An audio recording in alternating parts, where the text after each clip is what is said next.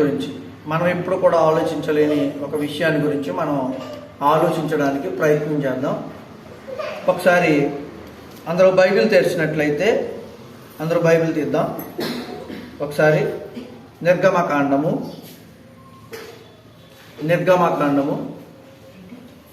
మీకు ఈ వచనం చదివే ముందు ఒక వ్యక్తి పేరు మీకు చెప్తాను చూడండి. మీరు ఎప్పుడైనా బైబిల్ మనం చదువుతున్నప్పుడు కానీ, లేకపోతే మనం ఎక్కడైనా వాక్యం వింటున్నప్పుడు కానీ ఒక స్త్రీ పేరు మీరు విన్నారా? ఆవిడ పేరు యోకెబెదు పేరు అన్నారా? ఎప్పుడన్నా యోకెబెదు అనే పేరు అన్నారా? కొంచెం కష్టం కదా. ఇప్పుడు బైబిల్లో మీకు మోషే తెలుసా? దావీదు తెలుసా? ఎందుకు దావీదు తెలుసు మీకు? మోషే ఎందుకు తెలుసు? యేసుక్రీస్తు తెలుసా? కొంతమంది చరిత్ర చాలా క్లారిటీగా పెద్ద పెద్ద విషయాలతో తెలియబడింది. కానీ కొంతమంది పేర్లు ఉన్నాయి, కానీ వాళ్ళ గురించి చిన్న విషయమే ఉంది. బైబిల్లో ఎంత పెద్ద చరిత్ర ఎవరి గురించి రాయబడిందో వాళ్ళ విషయం తెలుసుకుంటే మన ఆత్మీయ జీవితానికి అవసరమే. కానీ అతి తక్కువ విషయాలు కూడా చెబుతున్న కొంతమంది ఉన్నారు బైబిల్లో రాయబడిన వ్యక్తుల పేరు. వారిలో ఒక పేరే యోకెబెదు. అర్థమైందా? ఈమె ఎవరో తెలుసా? ఈమె స్త్రీ, పురుషుడు కాదు, స్త్రీ అండి ఈమె పేరు. ఈమె చరిత్ర గురించి మనం తెలుసుకుని ముందుకు వెళ్దాం. ఒకసారి చదవండి. నిర్గమకాండము 2వ అధ్యాయం 1వ వచనం. యాకెబెదు ఎవరో అనే గురించి ఒకసారి ముందుకు వెళ్దాం. వెళ్ళి లేవి కుమార్తెను వివాహము చేసుకొనెను.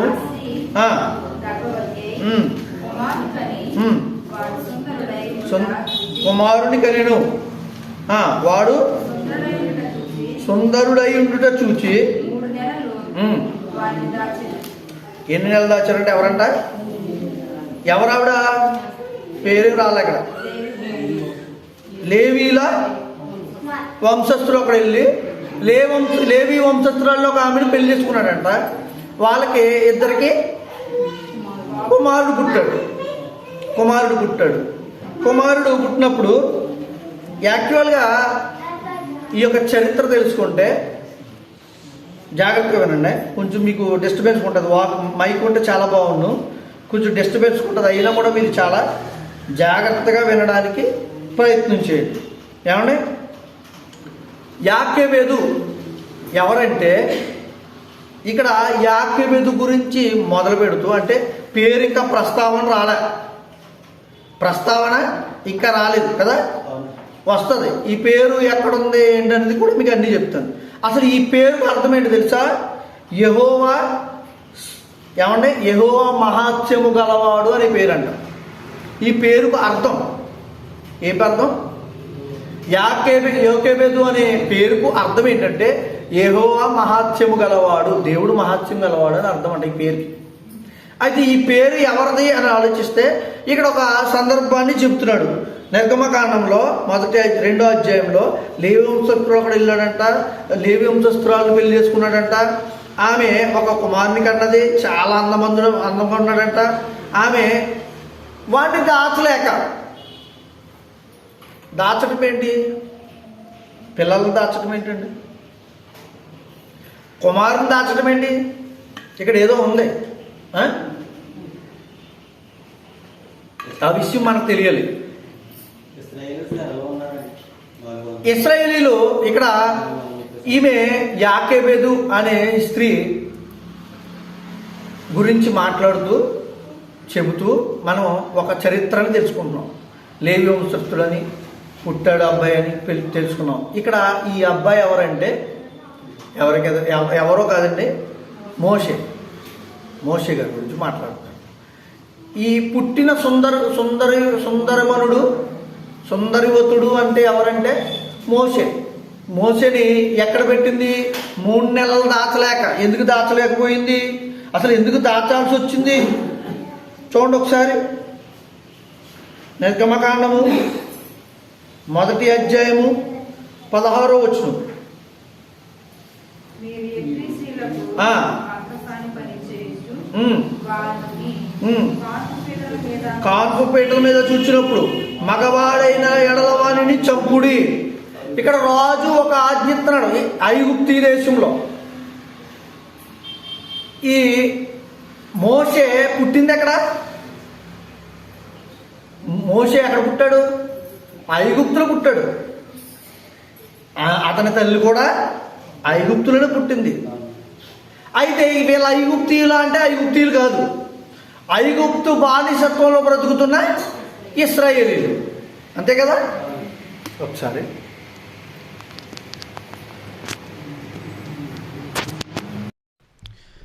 ఐగుప్తు బానిసత్వంలో బ్రతుకుతున్న ఇశ్రాయేలీలు. అయితే ఈ ఇశ్రాయేలీల సమాజంలో ఒక కుటుంబం లేకపోతే ఒకని గురించి మాట్లాడుతూ ఇక్కడ తెలియజేస్తారు. ఎందుకంటే ఒక అతని గురించి మాట్లాడాల్సి వచ్చిందంటే మోసే చరిత్ర గురించి అందరికీ తెలుసు, కానీ మోసే తల్లి గురించి ఎవరికి తెలియదు. మోసే తల్లి గురించి అసలు ఏం రాయబడి ఉంది ఇక్కడ? చెప్పాలి, మామూలుగా చదివితే ఏమీ లేదు, సహజంగా చదివేస్తే ఏం కనపట్లే మోసే తల్లి గురించి. కానీ మోసే తల్లికి ఉన్న సరి అయిన కుటుంబాన్ని సంరక్షించుకోగలిగిన పరిస్థితి మీరు చూస్తే నేను కూడా అలా ఉంటే నా కుటుంబం బాగుంటుందని ఆలోచించవచ్చు. ఈరోజు దేవుడు మనతో అదే మాట్లాడబోతున్నాడు. ఏంటి చెప్పనా? అసలు ఏంటి ఈమె చేసిన కార్యాలు ఏంటి, ఈమెను ప్రత్యేకంగా మనం తెలుసుకోవాలి. ఈమెలో నుంచి మనం ప్రత్యేకంగా తెలుసుకోవాల్సిన విషయాలు ఏమున్నాయి? ఈ యొకెబెదు అనే స్త్రీ నుంచి మనం మన ఆత్మీయ జీవితానికి నేర్చుకోవాల్సినవి ఏమున్నాయి? ఈరోజు క్రైస్తవులు తెలుసుకోవాల్సినవి ఏమున్నాయి? ఏమైనా ఉన్నాయా అంటే ఇలా చదివితే ఏమీ అర్థం కాదండి. ఇలా చదివితే ఏమీ అర్థం కాదు. ఒకసారి చూద్దాం. ఏమండి, ఈమె భర్త పేరు చూడండి, నిర్గమకాండము 6వ అధ్యాయము. మోషే తండ్రి పేరు లేకపోతే ఈమె భర్త పేరు చూడరాద్దాం, చదువుదాం ఒకసారి. 6వ అధ్యాయం 20వ వచనం. అమ్రాము మేనత్తైన యోకేబెదును పెండ్లి చేసుకునెను. ఆమె అతనికి అహరోనును మోషేను కనెను. అర్థమవుతుందా? ఎవరిని పెళ్లి చేసుకున్నాడంట? మేనత్త. ఎవరో ఆయన భర్త పేరేంటి? ఆమె భర్త పేరు అమ్రాము. ఎవరి తండ్రినా అమ్రామనైనా? మోషే అహరోనుకి. అయితే మోషే పుట్టినప్పుడు పరిస్థితులు వేరేగా ఉన్నాయి. ఎలా అంటే ఆ రాజ్యంలో ఆ రాజు ఒక కట్టడ తీశాడు, ఆజ్ఞ ఇచ్చాడు. ఏంటి? ఇశ్రాయేలీల్లో ఎక్కడైనా మగపిల్లలు పుడితే వారిని చంపేయమని ఆజ్ఞ ఇచ్చాడు. అక్కడ రాజు ఐగుప్తు రాజు ఫరో. అయితే ఈ ఆజ్ఞ ఎవరికి ఉంది? ఇశ్రాయేల్ అందరికీ ఉంది కదా. అయితే అప్పటికే 3 నెలలు దాచిందంట. ఎవరో అంటే ఈ ఆజ్ఞ దాటేసి ఈ ఆజ్ఞ విన్న తర్వాత కనేయడం, ఎవరిని? కుమారుని కనడం. మంత్రసానులు చెప్పాడు, ఒకవేళ మీకు కనబడితే అలా ఎవరైతే కాన్పు టైంలో వెళ్తారో కుమారుడు కన్నప్పుడు చంపేమన్నది. మరి ఎందుకు తప్పింపబడ్డాడంటో కొడుకు? మోసే ఎలా తప్పింపబడ్డాడో? ఎంత కోపదల ఉందంటారు? దేవుని కోపదల మొదట ఎలా ఉంటుంది? ఇక్కడ పని చేస్తుంది ఎవరో? తల్లి. ఏం చేసింది? కన్నది. ఎన్ని నెలలు దాచిపెట్టింది? అమ్మ మీ పిల్లోడు ఇంకా ఆటలేదేంటి, నెల రోజులు అయిపోయింది పిల్లలు పుట్టి అంటామా? 4 రోజులకే ఏదో సమయంలో ఏడుపులు వినపడతాయి. ఈమె ఎంతకాలం దాచింది? 3 నెలలు. ఎంత గొప్ప విచిత్రమో చూడండి. ఆమెకున్న ఆ యొక్క దేవుని పట్ల లేకపోతే పిల్లల పట్ల ప్రేమ అయి ఉండొచ్చు, దేవుని పట్ల భక్తి అయి ఉండొచ్చు. అంటే తన ప్రజల విషయంలో తనకున్న ఒక అవగాహన దేవుడు ఎలా కలిగించాడో మనకు తెలియదు. కానీ నిజంగా ఆ స్త్రీకి ఉన్న ధైర్యాన్ని గమనించండి. మీకైతే ఉంటుందా? మనమైతే అంత ధైర్యంగా ఉంటామా? మనకి ఇన్ని టెక్నాలజీ వచ్చింది, ఎంత వచ్చింది కదా. ఏదైనా విషయంలో దేవుని విషయంలో జాగ్రత్తగా ఉండమని చెప్తుంటేనే అంతెందుకండి, సీరియల్ మానేయమంటేనే కష్టం.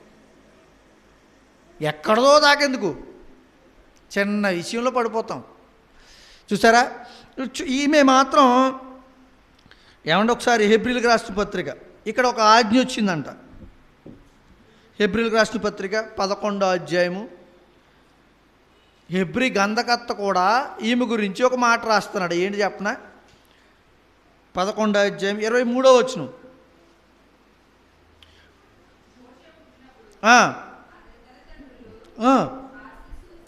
ఆ శిశువు సుందరుడై ఉండుట చూచి విశ్వాసమును బట్టి రాజ్యాజ్ఞకు భయపడక 3 మాసములు 3 నెలలు దాచారంట.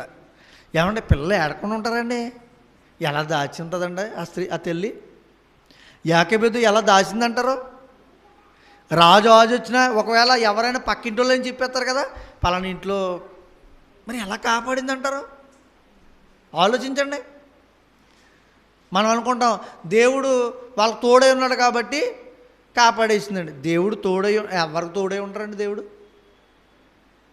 చెప్పండి, దేవుడు ఎవరికి తోడై ఉండరు? భూమి మీద పుట్టిన ప్రతి మనిషికి దేవుడు తోడై ఉంటాడు. కానీ ఆ తోడుని మనం వినియోగించుకోవాలి. అర్థమైందా? దేవుడు అందరికీ జ్ఞానం ఇస్తాడు, కానీ జ్ఞానాన్ని వినియోగించుకొని వాళ్ళు కొంతమంది. మనం ఆలోచించండి, ఇలా ఉందా లేదా సమాజం? దేవుడు అవకాశం ఇస్తున్నాడు బ్రతకడానికి, నాకు అవసరం లేదంటారు కొంతమంది.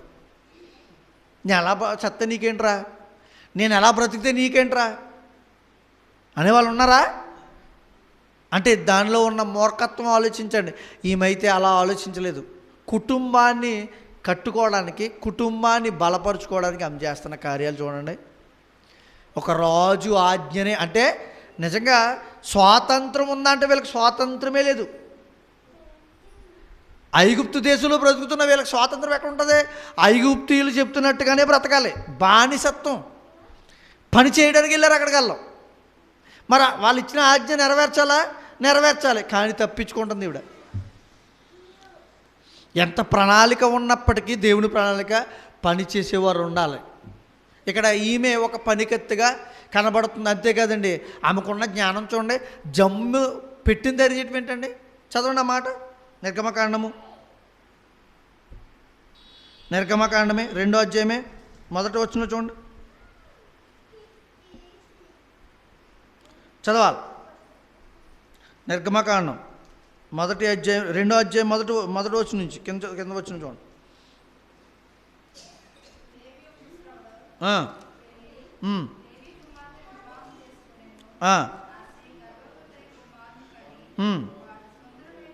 చూచి తరువాత ఆమె వాణి దాచలేక వాని కొరకు ఒక జమ్మి పెట్టు తీసుకొని దానికి జిగటమన్నును కీలును పూసి అందులో పిల్లవానికి పెట్టే ఏటు ఒడ్డున జమ్ములో దానిని ఉంచగా. ఏమండి, ఈమె ఏం చేసింది తెలుసా? కన్నది 3 నెలలు దాచింది, ఇంకా దాచలేకపోతుంది. అందరూ అడుగుతున్నారేమో చుట్టుపక్కల వాళ్ళు, ఇంట్లో ఎవరో ఏడుస్తున్నారండి అని. అంతే, ఏం చేసింది? జమ్ము పెట్టి తయారు చేసింది. ఆమెకున్న ఎంత జ్ఞానం ఉండి ఉండొచ్చు? జమ్ము పెట్టి తయారు చేయటం అంటే మామూలుగా మనం చిన్న పెట్టి తయారు చేయగలదుమా? అట్ట పెట్టి తయారు చేయగలదుమా? నాకెక్కడ వచ్చింది అంటాం మనం. చెక్క పెట్టి తయారు చేయగలదుమా? జమ్ముతో తయారు చేసిందంట ఈమె. జమ్ముతో ఒక పెట్టిని తయారు చేసి దాంట్లో బిడ్డను పెట్టింది. బిడ్డను పెట్టి పడేయలేదు, నీటి మీద నదిలో వదిలింది. ఆమె ఎప్పుడు వదిలింది? అర్థమవుతుందా? ఎంత జ్ఞానం ఉండాలి ఇవన్నీ ఆలోచించడానికి. యాకోబు గురించి ఆలోచిస్తే ఆమె ఎంత ఆలోచించి చేసిందో చూడండి. ఇక్కడ ఏమండి, చదవండి అన్నమాట. చదవాలి.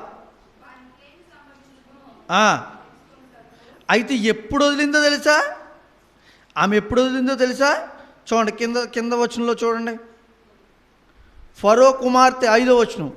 ఫరో కుమార్తె స్నానము చేయుటకు ఏటికి వచ్చెను.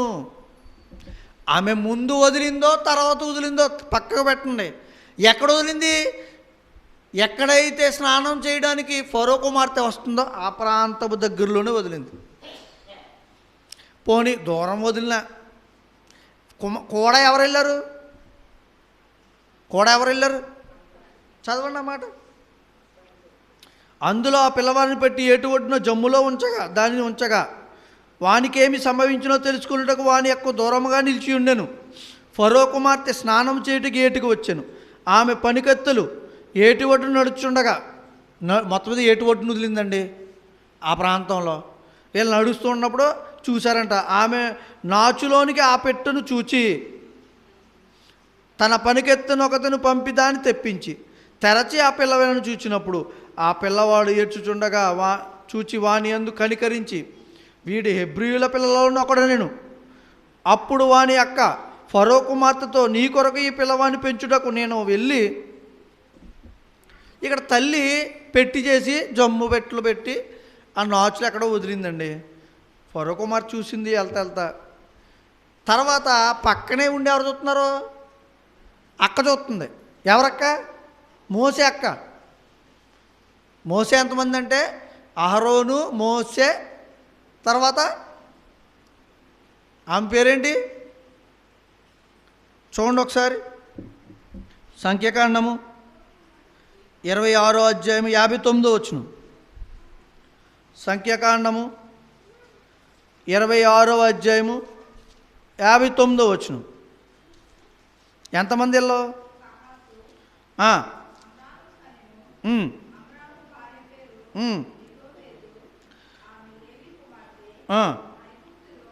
అమ్రాము భార్య పేరు యోకేబెదు, ఆమె లేవి కుమార్తె. ఐగుప్తులో ఆమె లేవికి పుట్టెను.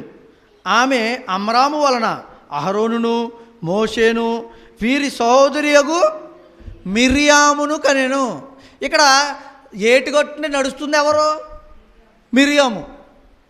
ఎవరివిడ? మోసే అక్క. చూస్తుంది ఏమవుతుంది ఏంటో అని.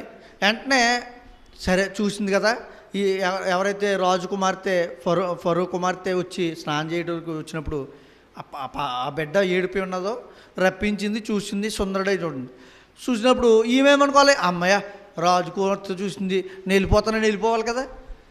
ఏం చెప్తుంది వెళ్ళి దగ్గరికి వెళ్ళి? ఈ బిడ్డను పెంచడానికి హెబ్రీ స్త్రీలలో ఒక ఆమెను పిలిచిరమ్మంటావా? అర్థమవుతుందా? హెబ్రీ స్త్రీలలో ఒక ఆమెను పిలిచిరా. ఈమె హెబ్రీరాలే. ఎవరు? మిర్యాము కూడా హెబ్రీరాలే. కానీ ఈమె చిన్నపిల్ల.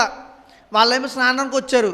నిజంగా రాజులు వాళ్ళ కుటుంబం ఎవరైనా వెళ్తున్నారనుకోండి, దగ్గరికి వెళ్తారా?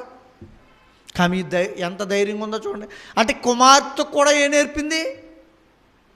ఆమె పిల్లలకి ఏం నేర్పుతుందో చూడండి. ఎవరో యోకేబెదు ఏం నేర్పుతుంది? ధైర్యం నేర్పుతుంది, జ్ఞానం నేర్పుతుంది. కాబట్టే కదా ఈ బిడ్డను పెంచడానికి నేను ఒక స్త్రీని తీసుకొస్తానన్నది. అక్క ఏంటి అంత వయసు పెద్దదా? పెద్ద వయసుదా? కాదు, బాగా పెద్ద వయసు ఏం కాదు. ఒక మాదిరిగా ఒక 10 సంవత్సరాలు తేడా ఉండొచ్చేమో, లేకపోతే 8 సంవత్సరాలు తేడా ఉండొచ్చేమో. ఆ వయసు గల ఒక చిన్న బిడ్డ వెళ్ళి ఆ తమ్ముడు నీటిలో వదిలినప్పుడు చూస్తూ వచ్చినప్పుడు ఆ బిడ్డని ఎవరైతే ఫరో కుమార్తె తీసుకుందో నేను పెంచడానికి ఒక స్త్రీని తీసుకొస్తానే అని అడుగుతుంది. మరి ఎంత జ్ఞానం ఉండాలి? సరే చెప్పింది, సరే తీసుకురామని ఈవిడ అన్నది. వెళ్ళి ఎవరిని తీసుకొచ్చింది? సొంత తల్లిని తీసుకొచ్చింది. చూసారా? ఒకవేళ నిజంగా ఆ యొక్క పరిస్థితుల్లో మనం ఉంటే మన పరిస్థితి ఏంటండి? ఎంత జ్ఞానం కలిగి వాళ్ళు బ్రతికారో చూడండి. ఎంత జ్ఞానం కలిగి వారిని పెంచిందో తల్లి. ఈరోజు కుటుంబాల్లో చూడండి, తల్లిదండ్రులు ఎలా పెంచుతున్నారా? లేదు. ముఖ్యంగా పిల్లలకి ఆలన పాలన చూసేది ఎవరు? తల్లే. ఈరోజు కుటుంబాల్లో తల్లి చాలా వరకు చాలా కుటుంబాల్లో ఎలా ఉన్నారంటే పిల్లల్ని సంరక్షించే పరిస్థితుల్లో లేరు. నేను చూస్తాను నువ్వు చూడవా అనే పరిస్థితుల్లో. నిజంగా వాళ్ళు అలా ఉన్నారండి. ఆనాటి కాలంలో వాళ్ళు ఉన్నారు అలాగా. మరి ఏంటంటే వాళ్ళ పరిస్థితి? ఏమి నేర్చుకున్నారో, ఎలా నేర్చుకున్నారు వాళ్ళు? చూసారా? జ్ఞానవంతురాలు ఏం చేస్తుందంట? ఇల్లు కడుతుందంట. ఇల్లు కట్టడం అంటే తాపి మిత్రావిడ ఇల్లు కట్టడం అంటే ఏంటి చెప్పనా? ఇల్లు నిలబెట్టడం వేరు, ఇల్లు కట్టడం వేరు. అవునా? ఇల్లు నిలబెట్టడం వేరు. ఈ కట్టడం అనే పదం ఏదైతే ఇక్కడ రాశాడో కట్టేది తాపీతో కట్టేది కాదు, ఇటుకలతో కూర్చేది కాదు, జ్ఞానముతో బుద్ధితో కుటుంబాన్ని కట్టుకునేది. ఈరోజు ఎంతమంది స్త్రీలు ఆ బుద్ధితో కుటుంబాన్ని సంరక్షిస్తున్నారు చెప్పండి? తమ స్వార్థాలకు పోయి కుటుంబాలు బలిగొన్నవారు ఉన్నారు. పిల్లల్ని కాననుకుని చెడు వ్యసనాల వైపు వెళ్ళిపోయిన మనుష్యులు, స్త్రీలు ఉన్నారు ఈ రోజుని. తెలీదా మీకు? న్యూస్లు చూడట్లేదా? అలా భర్తలు కూడా ఉన్నారు, అలాంటి భర్తలు, భార్యలు కూడా అలాంటి వాళ్ళు ఉన్నారు. ఏంటి సమాజం ఏమైపోతుంది? ఏమి నేర్చుకుంటుంది? దేవుడు ఈరోజు మనతో మాట్లాడుతున్నాడు. యాకేబేదు అనే ఒక స్త్రీని గురించి చూపించి మన జీవితంలో మనం ఎలా ఉంటున్నాం. సమాజాన్ని పోల్చి చూస్తుంటే మన బ్రతుకులేంటి? సమాజంతో పోలితే మనం సంఘానికి వస్తున్నాం, అమ్మయ్య బాగున్నాం అనుకుంటే సరిపోద్దా? ఏమంటే ఇవి ఇశ్రాయేలీయులు కదా, అమ్మాయిను బ్రతికేసిందా? లేదు. రాజాజ్ఞను మీరి కుమారుణ్ణి పెంచుతుంది. మీకు ఒక విషయం చెప్పనా? రాజాజ్ఞ కదని దేవదూత వచ్చి చెప్పిందండి, నీ కుమారుడు ఇశ్రాయేలుని కాపాడతాడు, జాగ్రత్తగా చూసుకోమన్నది. అయితే ఆ స్త్రీ ఎలా పెంచిందా? న్యాయాధిపతుల గ్రంథం తీయండి. ఒక ఉదాహరణ చూపించడానికి ఎక్కడికి వెళ్తున్నాను నేను. న్యాయాధిపతుల గ్రంథం 13వ అధ్యాయం 2వ వచనం. ఎందుకు అక్కడికి వెళ్ళాల్సి వస్తుందంటే యోకేబెదు గురించిన జ్ఞానం మనం నేర్చుకోవాలి. యోకేబెదు ఆ స్త్రీ యొక్క గొప్పతనాన్ని మనం తెలుసుకోవాలంటే ఒక దేవదూత ద్వారా దేవుడు ఒక స్త్రీకి చెప్పినప్పుడు ఆమె ఏం చేసి ఎలా పెంచిందండి? ఏం చేశాడు? ఏమయ్యాడు అతను? 13వ అధ్యాయం 2వ వచనం. ఆ కాలంలో రాజవంశస్థుడును దాను వంశస్థుడును జోర్య పట్టణస్థుడైన మనోహను ఒకడు ఉండెను. అతని భార్య గొడ్రాలే కానుపు లేక ఉండెను. యెహోవా దూత ఆ స్త్రీకి ప్రత్యక్షమై, ఇదిగో నీవు గొడ్రాలవు, నీవు కానుపు లేకపోయాను, అయితే నీవు గర్భవతివై కుమారుని కందువు, కాబట్టి నువ్వు జాగ్రత్తగా ఉండి చెప్పిందండి. చాలా విషయాలు చెప్పింది దేవదూత వచ్చి. తర్వాత భర్తకి పిలిచి కూడా చెప్పింది. భర్తను పిలిచి చెప్తే అయ్యో నిజమో కాదని అతను ప్రార్థన చేస్తే మళ్ళీ దేవదూత ప్రత్యక్షమై ఇలా పెంచాలి నీ పిల్లల్ని, ఈ కుమారుణ్ణి అని చెప్పింది. అయితే వాళ్ళు ఏమయ్యాడండి లాస్ట్కి? ఈయన ఎవరైనా సంసోను, మహాపరాక్రము గల బలాశాలి సంసోను. దేవుని ప్రత్యక్షత అంటే దేవుని ద్వారా అతడు ప్రత్యేకింపబడ్డాడు. అవునా? అతను నాజీరు చేయబడ్డాడు, మంగళగత్తె యుద్ధం. కానీ ఏమైంది లాస్ట్గా? ఆమె ఎలా పెంచుండొచ్చు? యాకోబు విషయం చూడండి, ఇక్కడ ఈయన విషయం చూడండి. యాకోబుకి ఏమన్నా ప్రత్యక్షమై దేవుడు చెప్పాడా? దేవదూత ద్వారా ఏం చెప్పలే. అయినా కూడా ఎలా పెంచింది జాగ్రత్తగా. పిల్లలంటే ఎంత ప్రేమ ఉంది. ఈమె ఏం చేసింది? కొన్ని విషయాలు దాచేసింది. కొన్ని విషయాలు అతను నాజీరు చేయబడి దేవుని ప్రజలను రక్షించడానికి ఉన్నాడో పంపబోతున్నాడు అనే విషయాన్ని మార్చేసింది. నిజంగా అలా పెంచుంటే, బిడ్డకి అలా నూరిపోసి పెంచుంటే తర్వాత తన ప్రజలను రక్షించుండును. అతను ఎప్పుడు తన కోసమే బ్రతికాడు. కానీ సంసోను దేవుని ప్రజలను కాపాడాలి, దేవుని కోసం బ్రతకాలనే ఆలోచన ఎక్కువ లేదండి. బలాశాలే, గొప్పవాడిగా ఉన్నాడు. అయితే ఇక్కడ యాకోబు మాత్రం మోషేని ఎలా పెంచిందో తెలుసా? మోషే జీవిత చరిత్ర మీకు తెలిసి ఉండాలి. మోషే ఎలాంటి వాడండి?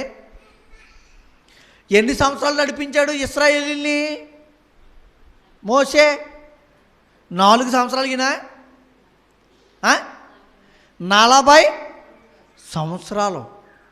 40 సంవత్సరాలు ఇశ్రాయేలీయుల నుంచి ఐగుప్తు నుంచి ఇశ్రాయేలీయుల నుంచి నడిపించుకు తీసుకువెళ్ళడం అంటే అంతకుముందు ఎన్ని సంవత్సరాలు వాళ్ళు విడిపించడానికి ఫరో దగ్గరికి వెళ్ళి ప్రయత్నం చేశాడు, ఎంత మాట్లాడాడు. తల్లి పెంపకం అక్కడ మీకు కనబడాలి. ఏం నేర్పిందో తెలుసా? ఆమెలో ఉన్న ధైర్యం కుమారుడికి కుమార్తెకి నేర్పింది. 40 సంవత్సరాలు నడిపించాడండి దేవుడికి వ్యతిరేకంగా ఇశ్రాయేల్ తిరిగినప్పుడు దేవుడే అన్నాడు, నువ్వు పక్కుండు, వాళ్ళని నాశనం చేస్తానంటే అబ్బెబ్బెబ్బే నీ నామం వీళ్ళ వలన పాడైపోకూడదు, ఇదిగో దేవుడు రప్పించి అరణ్యంలో తీసుకొచ్చి వారి జనాలందరూ చంపేసుకున్నాడు అని చెప్పుకుంటారయ్యా. వద్దు, దయచేసి వాళ్ళని క్షమించిన ఆయన నా కోసం క్షమించాను అన్నాడు. ఎవరో మోషే. ఎంత తగ్గింపు ఉండాలండి. అందుకే మోషేకి ఒక బిరుదు ఇచ్చాడు దేవుడు. ఏమిటది? నమ్మకస్తుడు. అంతే కదా, ఇంకో మాట ఉంటుంది, నమ్మకమైన వాడు ఉంటుంది, చాలా నెమ్మదస్తుడు. ఏ విషయంలో దేవుని మాటను ఆధిక్యానికి తల వంచడంలో. దేవుడు చెప్పిన మాట ప్రకారం ప్రజల్ని నడిపించాడు. ఒకవేళ దేవుడు నిర్ణయం అంటే, దేవా ఒకవేళ వీళ్ళు చంపేసామనుకో, రేపొద్దున నిన్నే తప్పుగా అంటారని ఎంత ఆలోచించి ఉండొచ్చు. అంటే దేవుడు ఆలోచించడా? ఏమో, అతన్ని పరీక్షించాడేమో. అర్థమవుతుందా? మోషే ఎలాంటి పరిస్థితుల్లో కూడా వచ్చాడో తెలుసా? ఒకసారి హెబ్రీయులకు రాసిన పత్రిక, మోషేకి ఇంకొకటి కూడా నేర్పించి ఉన్నాడు. ఏంటో 11వ అధ్యాయము 24వ వచనం. హెబ్రీయులకు రాసిన పత్రిక 11వ అధ్యాయము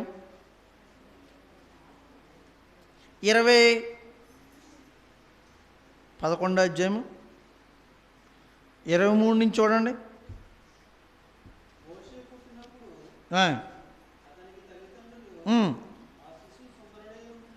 చూచి విశ్వాసమును బట్టి 3 మాసాలు దాచిపెట్టారు. మోషే పెద్దవాడైనప్పుడు విశ్వాసమును బట్టి ఐగుప్తు ధనము కంటే క్రీస్తు విషయమైన నింద. మీకు ఒకసారి చెప్పాను, ఐగుప్తు ధనం అంటే ఎందుకని అన్నాడు. ఐగుప్తీయులు రాజుని చేయాలంటే ఇతనికి అవకాశం వచ్చింది రాజుని చేయడానికి. అయినా కూడా ఇతన్ని ఎందుకు చెప్పనా, ఈమె ఎవరి ద్వారా పెంచబడింది? ఇతను పెంచింది ఎవరు? యోకేబెదు పెంచింది. ఎవరు పెంచమన్నారు? ఫరో కుమార్తె అండి. ఫరో కుమార్తె పెంచమంటే యోకేబెదు తల్లే పెంచింది. అయితే ఈయనకి ఏమవ్వాలి అసలు అవకాశం? ఆలోచన. ఫరో కుమార్తె కొడుకు ఏమవుతాడు? ఫరో కుమార్తె కొడుకు రాజు అవుతాడు. అప్పుడు రాజు చేయాలంటే ఏం చేయాలి తెలుసా? ఇంటి నిండా బంగారము ధనంతో ఇచ్చి అతన్ని మొదట గణపరుస్తారంట. ఐగుప్తులో ఉన్న వాళ్ళకున్న కట్టడ ఆచారం ఏంటంటే, ఒక అతన్ని రాజు చేయాలంటే, ఆ దేశంలో రాజు అవ్వాలంటే మొదట కొన్ని రోజులు అతనికి ఫుల్లు ధనము బంగారము వాటి మధ్య ఉంచుతారు. అలాంటి భాగ్యాన్ని ఏమనుకున్నాడు ఈయన? క్రీస్తు నింద ఐగుప్తు ధనము కంటే గొప్ప భాగ్యం అని ఎంచుకున్నాడంట. ఏం నేర్పుందంటారు తల్లి? నువ్వు ఫరో కుమార్తె కొడుకు అని చెప్పలా, చెప్పిందంటారా? ఫరో కుమార్తె కొడుకులాగానే బతకాలి నువ్వు చాలా ఉన్నవుడు రబ్బాయి, నీకు అంత ఉంది, నీకు ఇంత ఉంది. ఇప్పుడు చూడండి, చిన్నపిల్లల విషయంలో చాలామంది పిల్లలు పాడు చేస్తున్నారు తల్లులు. ఏదైనా పని చేయాలనుకో, నువ్వు పని చేయాల్సిన అవసరం ఏంటి? నువ్వు పని చేయాల్సిన అవసరం ఏంట్రా? మనకెంత ఉంది, మీ బాబు సంపాదించుకొస్తాడులే, మీ తాత సంపాదించాడులే, నేను పట్టుకొస్తాను, నేను పెడతాను, నువ్వు కూర్చుని తిను. అలా అని పిల్లల్ని సోమరిపోతులా చేస్తున్న తల్లులు ఉన్న రోజులు. ఏంటి దానికి పేరు? నా కొడుకంటే బాగా ప్రేమ, గారం. దేవుడు అదే చెప్పాడా? నీ పిల్లల్ని గారంగా పెంచమన్నాడా? బాధ్యతతో పెంచమన్నాడా? నీ పిల్లలకు జ్ఞానం పెట్టి పెంచమన్నాడా? లేకపోతే అసలుకి ఏమి తెలియకుండా వాళ్ళని ఏమంటారు దాన్ని, కాలు కూడా మట్టిలో పెట్టకుండా పెంచమన్నాడా?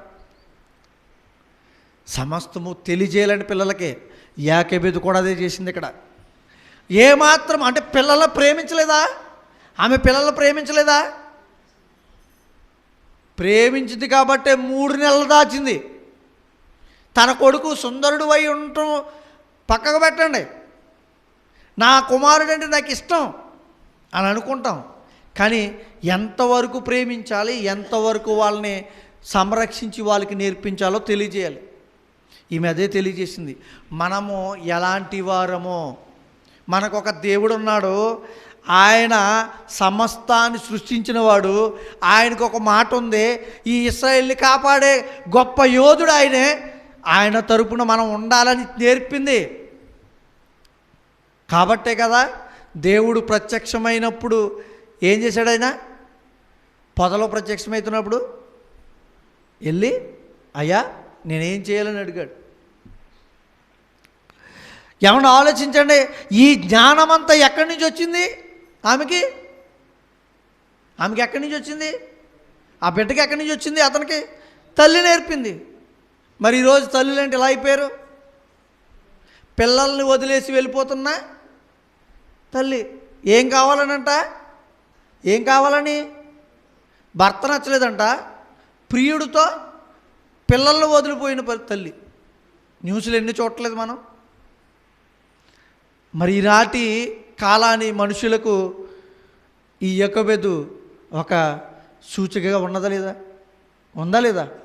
అంటే మనకు కూడా ఏం నేర్పిస్తుందో తెలుసా?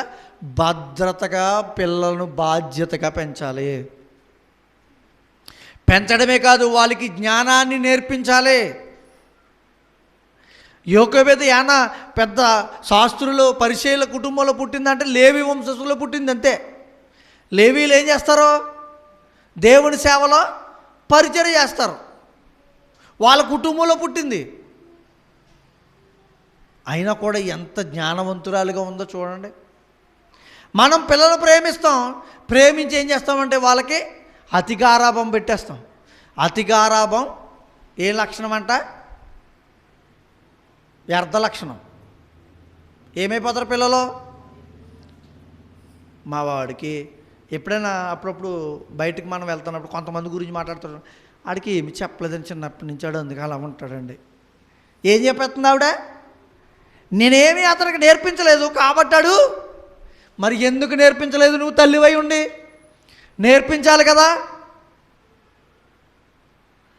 మొదట పిల్లలు ఎక్కడి నుంచి నేర్చుకుంటారో తెలుసా? చదువు, జ్ఞానము తల్లి దగ్గర నుంచే, తల్లిదండ్రుల దగ్గర నుంచేనండి. స్కూల్లోకి వెళ్ళి నేర్చుకునేది సెకండరీ. ఎక్కువ సమయం గడిపేది తల్లితోటే. యోకోబెదు అలాగే నేర్పింది. వచ్చిన అవకాశాన్ని వదులుకోకుండా. మీకు ఓ విషయం చెప్పనా? తన పిల్లలను పెంచుకోవడానికి జీతం తీసుకుంది ఇవిడ. అవునా? చదవండి అన్నమాట. నిర్గమకాండము 2వ అధ్యాయము తీన మాట ఒకసారి. మొదటి వచనంలో ఉంటుంది. 9వ వచనం చదవండి. ఫరో కుమార్తె ఆమెతో, నా కొరకు వానికి పాలిచ్చి పెంచుము. చూసారా? ఆమె జ్ఞానము, తన బిడ్డను ప్రేమించిన రీతి ఏమైందో తెలుసా? అనుకోకుండానే పోషణకరమైన ఆధారం వచ్చేస్తుంది పెంచడానికి. తన బిడ్డలను పెంచుకోవడానికి ఎలాంటి ఆలోచన. అక్కడ కుమార్తెను పెట్టడం ఏంటి? కుమార్తె వెళ్ళి మళ్ళీ నేను ఒక ఆమెను తీసుకొస్తానని తల్లిని తీసుకురావడం ఏంటి? మళ్ళీ ఆమె ఏమనుకుంటుంది? ఫరో కుమార్తె నేను పెంచమన్నాను కదా, ఆమె తీసుకొచ్చిందంటే ఈమె బిడ్డ చనిపోయాడు, మొన్న పుట్టాడు, ఎందుకంటే రాజాజ్ఞ ఉంది కదా, చచ్చిపోయిందని చెప్పిందేమో. అంతే కదా. లేకపోతే పాలు ఇచ్చి పెంచడం అంటే మరి పాలు ఎలా ఇస్తారు? ఆమెకి ఎలా తెలుస్తుంది? పలానా వ్యక్తిని తీసుకురావాలని ఈమెకి ఎలా అర్థమైంది? పాలిచ్చి పెంచడానికంట జీతం తీసుకుందంట. తన సొంత పిల్లలు పెంచుకోవడానికి జీతం తీసుకున్నదంటే ఎంత జ్ఞానవంతురాలో ఆలోచించండి. అలాంటి పరిస్థితులు చేసుకుంది ఎవరో? అలాంటి పరిస్థితులు నేర్చుకున్న, సరి చేసుకోవడానికి అక్కడ అవగాహన కల్పించుకుంది ఎవరో? ఆవిడే. ఎంత జ్ఞానం కలిగి ఉండాలండి ఇలాంటి వాళ్ళు. మరి యాకోబు గురించి మనం ఎప్పుడైనా ఆలోచించామా? క్రైస్తవులుగా బ్రతుకుతున్నాం మనం అందరం, క్రైస్తవ లోకంలో ఉంటున్నాం మనం. చూడండి ఎక్కడైనా యాకోబు అనే స్త్రీ గురించి వివరాలు ఎక్కడైనా ఉన్నాయా? ఆమె గురించి ఎక్కడైనా వింటున్నామా? మరి ఏంటి ఇంత నేర్పిస్తుంది ఇప్పుడు మనకి? క్రైస్తవ జీవితానికి, క్రైస్తవులకు ఆత్మీయ జీవితానికి కావాల్సిన ఇన్ని విషయాలు నేర్పిస్తుందండి ఇవిడ. ఏమి నేర్చుకోవచ్చు ఈమె నుంచి? ఏమి నేర్చుకోవచ్చండి? ధైర్యం ఉంది, అవునా? ఇంకేముంది? మంచి ఆలోచన ఉంది. ప్రతికూల పరిస్థితుల్లో కూడా ఎలా ఉండాలి, అవునా? ప్రతికూల పరిస్థితులు అంటే అక్కడ సక్రమంగా మనకు కావాల్సినట్టుగా అక్కడ లేవు పరిస్థితులు. మన కుటుంబాల్లో కూడా చూడండి, కొన్ని పరిస్థితుల్లో నేను అనుకున్నట్టుగా లేదు ఇక్కడ అంటూ ఉంటారు కదా. నువ్వు అనుకున్నట్టు లేనప్పుడు కూడా నువ్వు దేవునికి అనుకున్నట్టుగా అక్కడ బ్రతికావనుకో, ఏమవుతుంది నీకు? నీ యొక్క జీవితం ఇదిగో యాకోబు కుమారుడు కుమార్తెలు బ్రతికారు చూడండి.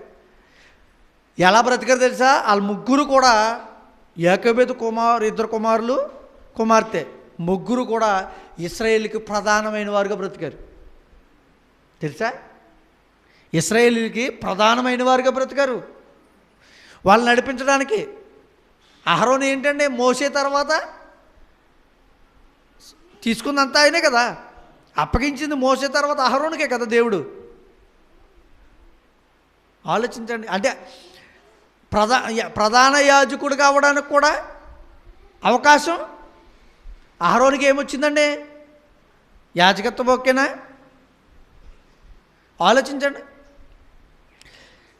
ఎలా పెంచింది తల్లి ఇద్దరు కుమార్తెను.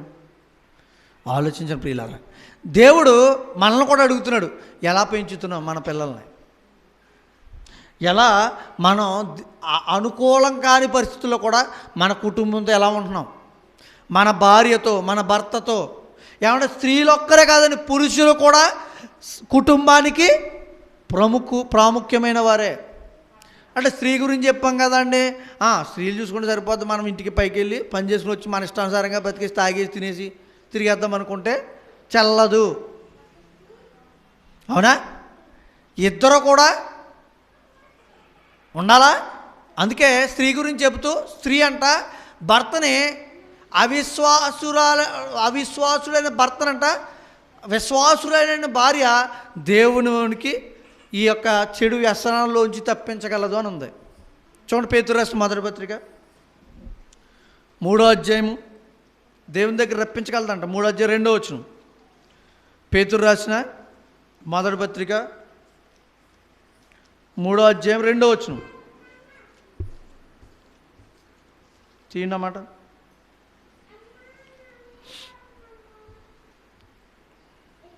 అందువలన వారిలో ఎవరైనాను, మొదటి నుంచి చదువు, అటువల్ల స్త్రీలారా మీరు మీ స్వంత పురుషులకు లోబడి ఉండుడి. అందువలన వారిలో ఎవరైనాను వాక్యములకు అవిధేయులైతే వారు భయముతో కూడిన మీ పవిత్ర ప్రవర్తనను చూచి వాక్యము లేకుండానే తమ భార్యల నడవడి వలన రాబట్టబడవచ్చును. దేవుని వాక్యము వాళ్ళకి తెలియకపోయినా తెలియజేయకపోయినా ఎలా రాబట్టవచ్చంట దేవుని దగ్గరికి? స్త్రీ పవిత్ర ప్రవర్తన. నిజంగా ఎంత బాగుందో ఈరోజు స్త్రీ సమాజం, పురుష సమాజం కూడా అనుకోండి. ఇప్పుడు మన స్త్రీల గురించి మాట్లాడుతాం కాబట్టి లోకంలో ఎలా ఉంది? మన ఈ మధ్యనే కదా, మన మధ్యలో ఒక మర్డర్ జరిగింది కదా. ఏంటి పరిస్థితులు? ఎలా అయిపోయారు స్త్రీలు పురుషులు? ఎక్కడో జరిగిందంటే అనుకోవచ్చు, మన మధ్యలోను ఇలాంటి పరిస్థితులు నెలకొంటున్నాయి అంటే ఎలా అయిపోయింది లోకం పరిస్థితి? ఎలా అయిపోయింది ఈరోజు కాలంలో బ్రతుకుతున్న మన సమయాల్లో ఉన్న పరిస్థితులు? ఎప్పుడో మంచోళ్ళు బ్రతికారని చెప్పుకుంటున్నామేంటి, ఇప్పుడేమయ్యారు? ఎప్పుడో జ్ఞానవంతులు బ్రతికారని చెప్తున్నామేంటి, ఇప్పుడు గొప్ప గొప్ప మేడలు కట్టు బ్రతుకుతున్నారు, జ్ఞానవంతులు కాదా? ఎప్పుడో మంచివారు ఉన్నారని చెప్తున్నామేంటి, ఇప్పుడు మంచివారు లేరా? అయితే ఒకవేళ ఈరోజు మంచివారుగా మనం పరిగణింపబడాలంటే దేవుని చెప్పిన మాటల ప్రకారం మనం బ్రతకాలి. ఏమంటే వాళ్ళకే జ్ఞానం ఉందా ఆనాడు? ఇశ్రాయేల్కి మాత్రమే జ్ఞానం ఉందా? ఈరోజు లేదా? ఉంది. మరి ఆ రోజు బ్రతికినట్టుగా ఎందుకు బ్రతకట్లా? దేవుని ఆజ్ఞల ప్రకారంగా, దేవునికి బద్ధుడిగా కుటుంబాన్ని ఎందుకు పెంచలేకపోతున్నారు? ఏమొచ్చిందో తెలిసి ఈలోగా వ్యామోహం లోకం పట్ల. నేను అలా ఉండాలి, నాకు అది ఉండాలి, నాకు ఇది ఉండాలి. బాధ్యత తెలియలేని పరిస్థితి. కుటుంబం పట్ల ఎంత బాధ్యత కలిగి ఉంటే తన పిల్లలు తన కుటుంబం బాగుపడుతుందో ఆ విషయము గ్రహించలేని పరిస్థితి స్త్రీలలో ఈరోజు అక్కడక్కడ చూడటం చాలా బాధాకరం. చాలా బాధాకరం అండి. దేవుడు అదే కోరుతున్నాడు. నువ్వు ఎలా నీ కుటుంబాన్ని పెంచుతున్నావు? ఇదిగో చూడు, యాకోబుని చూసుకో. ఈమె ఏమై ఉందో తెలుసా? విశ్వాసురాలై ఉంది. చూడండి, హెబ్రీకి రాసిన పత్రిక 11:23 ఆ మాటను చూడండి. 11:23 చూడండి, ఆ మాట ఉంది. మోసే పుట్టినప్పుడు అతని తల్లిదండ్రులు ఆ శిశువు సుందరుడై ఉండడు చూచి విశ్వాసమును బట్టి రాజాజ్ఞకు భయపడక. ఆమెలో ఏముంది? తల్లిదండ్రులు అన్నాడు చూడ అక్కడ. ఇద్దరికి ఏముందంట? విశ్వాసం ఉంది. అంటే చూసారా, విశ్వాసులకు తండ్రి అబ్రహాము, ఈమె రాలును లేకపోతే విశ్వాసులను పెంచిన తల్లి. ఈమె ఏమైంది? విశ్వాసురాలైన ఒక తల్లిగా కనబడుతుంది ఇక్కడ మనకి. ఒక కుటుంబానికి తల్లిగా కనబడుతుంది. ఈ తల్లి విశ్వాసం ఉంది కాబట్టి పిల్లలో ఏమొచ్చింది? నా దేవుడు చెప్పినట్టుగా నేను బ్రతకాలనే ఆలోచన, విశ్వాసం వాళ్ళు. అంటే ఇప్పుడు తల్లిదండ్రుల్లో ఉండాల్సింది ఏంటి? మొదట లేదండి, చాలామందికి విశ్వాసం లేదు, నిరీక్షణతో కూడిన బ్రతికి లేదు. ఏమంటే మోసే చరిత్ర గురించి తెలియాలంటే ఎంత ఉందండి. ఇంకా ఎవరైనా గొప్ప గొప్ప స్త్రీలు ఉన్నారు, చెడ్డ స్త్రీలు ఉన్నారు. యెజబేల్ ఉన్నాయి. యెజబేల్ గురించి కూడా చరిత్ర ఉంది, రాయబడింది. కానీ యెకోబెదు గురించి 4-5 వచనాలే ఉన్నాయి. కానీ వివరణ చూస్తే మన జీవితానికి ఎంత ఆత్మీయ అర్థాన్ని నేర్పుతుందో ఈవిడ. అవునా? హక్కుల ప్రిస్కల్లా ఉన్నారు కొత్త నిబంధనలో. ఎంతమంది ఆదాము అవ్వలు ఉన్నారు, ఒక చరిత్ర ఉంది. ఆదాము అవ్వలు చేసింది, వాళ్ళు బ్రతికింది. నోవాహు ఉన్నాడు, నోవాహు కుమార్తెలు ఉన్నారు. లేకపోతే లోతు ఉన్నాడు, లోతు కుమార్తెలు ఉన్నారు. వీళ్ళందరి గురించి రాయబడింది. యెకోబెదు గురించి కొన్ని వచనాలు మాత్రమే రాయబడింది. అయినా కూడా ఆమె ఎలా పెంచిందండి చూడండి ఒకసారి. సంఖ్యాకాండం 26:59 ఈమె గురించి పేరు ఒక్క చోట 2 చోట్ల మాత్రమే రాయబడింది ఈమె గురించి. తీయండి, సంఖ్యాకాండం 26:59.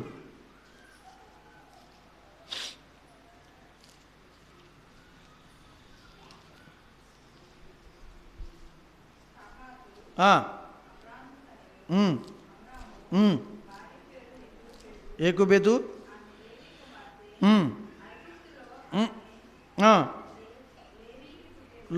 లేవికి పుట్టెను. అమ్రాము వలన అహరోనును మోసేను వీరి సహోదరియకు మిర్యామును కనెను. చూసారా, ఎక్కడో పేరు రాయబడింది, మొదట కూడా రాయలే. మొదట్లో కూడా పేరు రాయలేదు, ఎక్కడో రాశాడు పేరు ఈమెది. కానీ ఈమె ఈరోజు క్రైస్తవ కుటుంబాలకు, క్రైస్తవ స్త్రీలకు ఎంత ఆదర్శంగా ఉంటుందో చూడండి. ఎంత ఆదర్శంగా ఉంటుందో చూడండి, ఆలోచించండి. మరి మనం క్రైస్తవులుగా, ఆత్మీయులుగా సంఘంలో బ్రతుకుతున్నాం, విశ్వాసురాలుగా కొనసాగుతున్నాం. మన బట్టి ఈరోజు దేవునికి చేయగలిగిన మేలేముంది ఆలోచించుకోవాలి మనం. ఏమండి, ఆలోచించుకోవాలండి మనం. ఏదైనా ఉందంటారా మనకి ఈరోజు పని? క్రైస్తవ స్త్రీలకి ఏమైనా పని ఉందంటారా? ఏమీ లేదా? స్త్రీలు కదండి, మేమేం పని చేస్తాం? యెకోబెదు కదండి, ఆమె ఏం పని చేస్తుంది? యెకోబెదు ఏం పని చేయదు. కష్టపడి బయటికి వెళ్ళి సంపాదించుకొచ్చి ఈరోజు దేవుడు మనకు ఒక మార్గదర్శకంగా చూపిస్తున్నాడా ఆమె వలన? ఒక భర్త పని చేయకపోయినా భార్య పని చేసి తీసుకొచ్చి పోషించిందండి పిల్లలని చెప్పాడా? లేదు, పిల్లల్ని మాత్రమే పెంచింది. కానీ ఈరోజు మనకి ఆదర్శంగా ఆమె కనబడుతుంది. ఎందుకని అంటే కుటుంబ బాధ్యతలో కూడా ఎలాంటి మెలకు కలిగి పిల్లలను పెంచాలో అలా పెంచింది ఆమె. కాబట్టే ఈరోజు మనం మోషే గురించి, అహరోను గురించి నేర్చుకున్న గొప్ప గొప్ప సంగతులు ఎన్నో విషయాల్లో మన క్రైస్తవులకు వాళ్ళు ఒక గుణపాఠాలుగా కనబడుతున్నారు. ఆనాడు ఇశ్రాయేల్ నడిపించడంలో ఎంతో గొప్ప పనిని చేసి వాళ్ళు ఉండిపోయారు. ఏమంటే తల్లిదండ్రులు బాధ్యత ఉందంటారా? ప్రభావం ఉండదంటారా? మైండ్ మీద ఉంటుందండి. ప్రేమ మనం ఎంత చూపిస్తామో మన పైన అంత ప్రేమ చూపిస్తారు. అందుకని అంటాడు, ఏది విత్తుతావో అదే కోస్తావు. అందుకే ఎవరి విషయంలో అయినా సరే మనం ఎలా ప్రవర్తిస్తున్నామో మనకు తిరిగి అదే వెనక్కి వస్తుంది. జాగ్రత్త. మనం ఇతరుల విషయంలో తీసుకునే లక్షణాలను బట్టే మన మీదకి అలాంటి పరిస్థితులు తిరిగి రాబోతాయి. నేను ఉండనండి అలాంటి పరిస్థితి కానీ అంటావా? కానే కాదు. దేవుడు ఎంత మాత్రము నన్ను వదిలిపెట్టడో. జాగ్రత్త. ఇక్కడ యాకోబు గురించి మనకి చాలా విషయాలు నేర్చుకున్నాం. ఏమేమి నేర్చుకున్నాం? ధైర్యం ఉందాంలో, ప్రతికూల పరిస్థితుల్లో ఎలా ఉండాలో ఆమెకి అర్థమైంది. పిల్లల్ని ఎలాంటి పరిస్థితుల్లో ఎలా పెంచాలో అర్థమైందా లేదా? ఏమండి? అంతేకాదు, ఒక విశ్వాసురాలైన భర్తను కలిగి ఉంది. అవునా? విశ్వాసుడైన భర్తను కలిగి ఉంది. మరి భార్యకు ఉన్న విశ్వాసం భర్తకు రావాలంటే ఇందాక చదివాం కదా మనం పేతురు రాసిన పత్రికలో, ఎలా రప్పించవచ్చంట? పవిత్ర ప్రవర్తనను బట్టి. అంటే భర్తలు ఎలా తిరిగినా ఇంకా వాళ్ళ మన కోసం రప్పించుకోవాలి కాబట్టి మనం ఎలా తిరిగినా పర్వాలేదు అని భర్తలు అనుకున్నారు అనుకోండి, దేవుడు మాత్రం ఊరుకోవడం. భర్తల గురించి ఒక పురుషుడు ఎలా ఉండాలో వచ్చే అవకాశం, బ్రతకాల్సిన విషయం గురించి వచ్చినప్పుడు అది మళ్ళీ మీకు తెలుస్తుంది. ఇంకా అవకాశాన్ని సద్వినియోగపరుచుకుంది. ఏం చేసింది? ఏ అవకాశం వచ్చింది? ఫరో రాజకుమారుడికి ఒక అతన్ని పెంచాలి. అయ్యో నేను రానండి. చాలామంది ఏమంటారు స్త్రీలు తెలుసా? ఏదైనా పని ఉందా? మేము చేయలేను, నేను రాలేనండి, నేను చూడలేనండి, నేను చూడలేనండి, నేను చేయలేనండి, నాకు తెలియదండి. చిన్న చిన్న విషయాలకే. ఏమండి? ఈరోజు స్త్రీలు ఎక్కడి వరకు ప్రయాణం చేస్తున్నారు? ఎన్ని పనులు చేస్తున్నారు ఈరోజు? ఎన్ని పనులు చేస్తున్నారు స్త్రీలు ఈరోజు ప్రపంచంలో?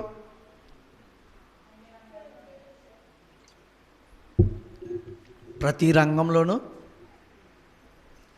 దుమ్ము దులిపేస్తున్నారంట. దుమ్ము. కానీ ఇప్పటికే కూడా కొంతమంది స్త్రీలు తనకున్న దుమ్మును దులుపుకోలేకపోతున్నారు. అవిశ్వాసం అనే దుమ్ము.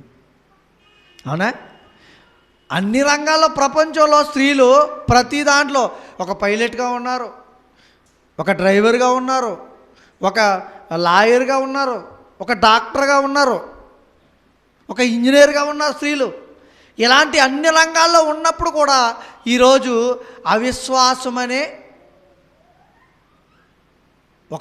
ఒక అవిశ్వాసం అనే రీతిలో, క్రైస్తవుల అవిశ్వాస పరిస్థితుల్లో కూడా స్త్రీలు కొంతమంది ఉన్నారు. భక్తులుగా చలామణి అయిపోతున్నారు. ఎందుకు విశ్వాసం కనపరచలేకపోతున్నారు? అయితే నేను చేసే పనేముందలే అని. నా పనేముంది? దేవుడు నాకు ఇచ్చిన పనేముంది? నేను వెళ్ళి స్వార్థ బయటికి వెళ్ళి ప్రకటించగలుగునా? నేను అలాగే వెళ్ళి చెప్పగలుగునా? లేకపోతే ఈ పని చేయగలుగుతా, ఇంత కష్టమైన పని చేయగలుగునా? కష్టమైన పనులు చేసేస్తున్నా కూడా ఈరోజు కొంతమంది ఏమంటున్నారు, మేము అవి చేయలేము. మరి సర్లే, అవి కూడా చేయలేవు. నువ్వు నేనేం చేయమన్నాడు? నీ పిల్లల్ని దేవునిలో పెంచు. అవి కూడా నువ్వు చేయలేవా? ఎంతోమంది కష్టపడి కుటుంబాలు పోషిస్తున్నవారు స్త్రీలు అనేక మంది ఉన్నారండి. నిజంగాను చాలా గొప్పలు వారు.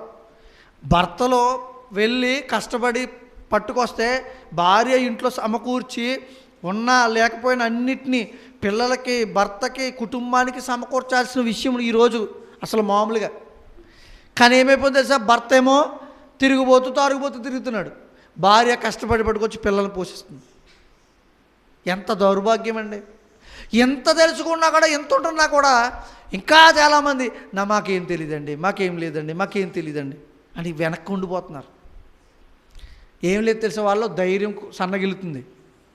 ధైర్యం కావాలంటే నీకు ఎవరు ఇవ్వాలి తెలుసా? దేవుడు ఇవ్వడానికి ఆయన సిద్ధంగా ఉన్నాడు. లాస్ట్ వీక్ అదే చదువుకున్నాం మనం, అవునా? ఏంటి? దేవుడు సహాయం. దేవుడు ఎలా సహాయం చేస్తాడు? ఆ సహాయం నువ్వు కోరుకో, అడుగు. దేవా, ఈరోజు ఒక స్త్రీ గురించి మనం నేర్చుకున్నామంటే ఏకేబేదు గురించి. ఆమె గొప్పగా ఫస్ట్ నుంచి గొప్పగా బ్రతికింది ఏం కాదు, తర్వాత కూడా గొప్పగా బ్రతికింది కూడా కాదు. ఒక సామాన్య స్త్రీలనే బ్రతికింది, కానీ మనకు ఒక గుణపాఠం నేర్పుతుంది. ఎక్కడో మారుమూల ప్రాంతంలోనే మామూలుగానే బ్రతికింది, పిల్లలను పెంచింది. పిల్లలు ఏమైపోయారు? గొప్పవారిగా బ్రతికారు. ప్రపంచానికి ఒక చరిత్రను తీసుకురాగలిగిన వారిలో మోసే, అహరోను ఉన్నారు. మరి నీ పిల్లలను పెంచడంలో కూడా మనం ఎలా ఉండాలి?